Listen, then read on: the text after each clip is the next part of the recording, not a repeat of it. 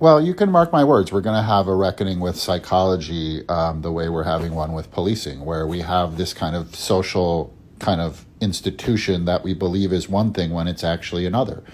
And so Western psychology is actually mental eugenics.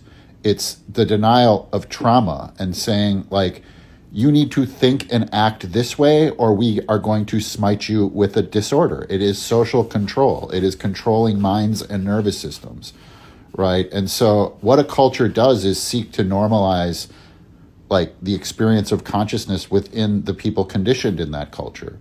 And so our culture is rooted in colonization and capitalism. And so the foundations, I mean, there used to be this thing called drapetomania in slavery times. There was a mental health condition that said slaves must be crazy to want to escape the plantation because life was so good. This is what we're working with, right? When you look at, you know, like insane asylums, lobotomies, you know, the history of mental health care in this country is oppression and abuse.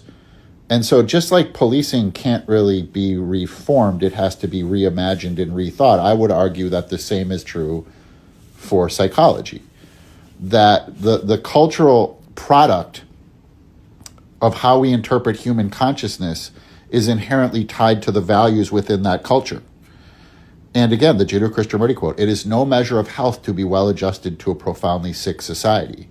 And so the standards of mental health, what are they? What's normal? I mean, again, I'll always point to the fact that if you go see a therapist, they have to write a diagnosis on their insurance form to get paid. So everybody that sees a therapist gets a diagnosis. If everybody's got a mental illness, what the fuck are we even talking about? None of it makes any sense whatsoever. So you get the cultural problems, you get the injection of profit motive insurance and the reality that treatment plans are what make money. And you just have a culture that's not actually mature enough and not actually mentally healthy enough to tell anybody else that they're mentally ill. Because again, then we'll get into the ignorance of trauma, where the trauma model indicts the culture and says these are mental injuries.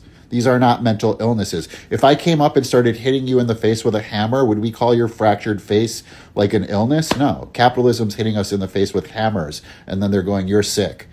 It's all broken, and they're just making tons and tons of money off it, right? They'll be like, oh, like all these mental health conditions are like spiking. Yeah, because they're just being aware of, and they're being invented, and they're being diagnosed to make money. It's just all broken. It's just all broken. I mean, like the biggest mental health problem facing the globe is narcissism, pathological narcissism, people without empathy, people that can only act in the service of their own needs. And the mental health care community can't do shit about it. What good are they if they can't prevent narcissistic sociopaths from acquiring the nuclear codes?